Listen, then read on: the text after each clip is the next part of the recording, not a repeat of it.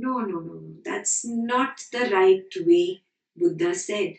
What about your intelligence? What about your understanding, your reasoning?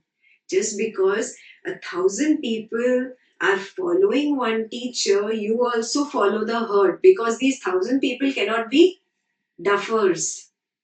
No, this is a wrong understanding because really spirituality is not that which can be followed by a herd. In fact, if you see that there is a herd, it should raise your antennas. Yeah. Because the real spiritual teaching is only about awakening.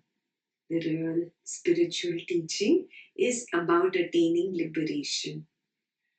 And only a handful of people out there have that thirst for liberation or awakening. So if you see a herd mentality somewhere and a herd of people, then you should be worried that obviously this is probably not the pure spiritual teachings. There could be rites and rituals that are attracting them.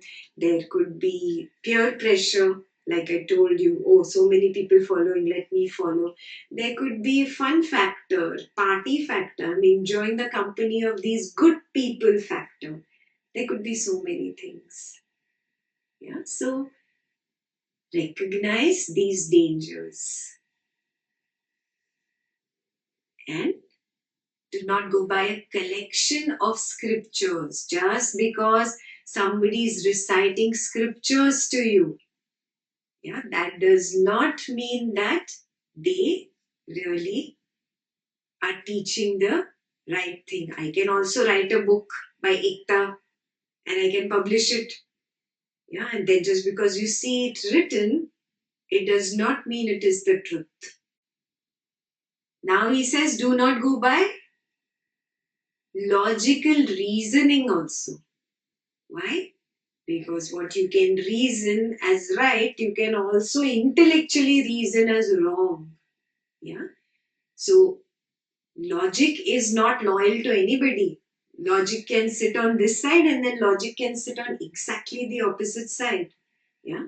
One man's food is another man's poison. So logical reasoning also you should not go by. Not even by inferential reasoning. Inference you understand, na? A is equal to B, C is equal to B, therefore A is equal to C. This is inferential reasoning. By reason, cogitation, which means by contemplation. Cogitation is equal to contemplation, and it is the same as the next. By the acceptance of a view after pondering it. I think, and then I just accept the view. That is not good enough, he said. By thinking and by logically analyzing, by inferring, by just accepting the view because others say, accepting a view because it came by oral tradition, accepting a view just because it came by lineage, all these do not give the validity to the truth. They cannot be a, a ground for saying that is why this is true because it came by lineage, or that is why this is true because it came by oral tradition, or that is why this is true because reasoning tells me this is true, or that is why this is true because I have thought a lot about it, I have contemplated, I have pondered over it. No, these are not good ways to validate the truth.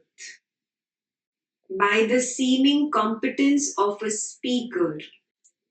Just because Ekta speaks so well and she has the competence to convey something spiritual so skillfully in a simplified manner does not mean that you should believe it. Get it? I always tell you, don't believe me blindly.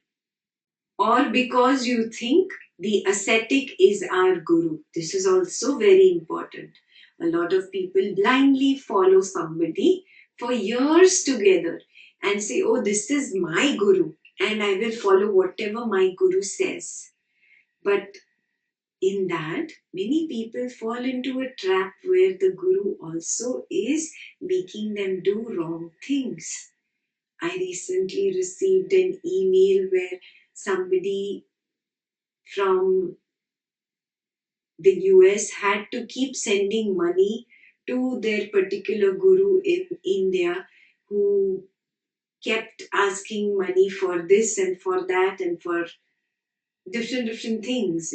And they were like, we cannot take care of the dental expenses of the son of this guru. So, you know, it had come to that point. So be very careful that you don't fall into this trap that I believe this because my guru says so. This is also a wrong way to validate the truth.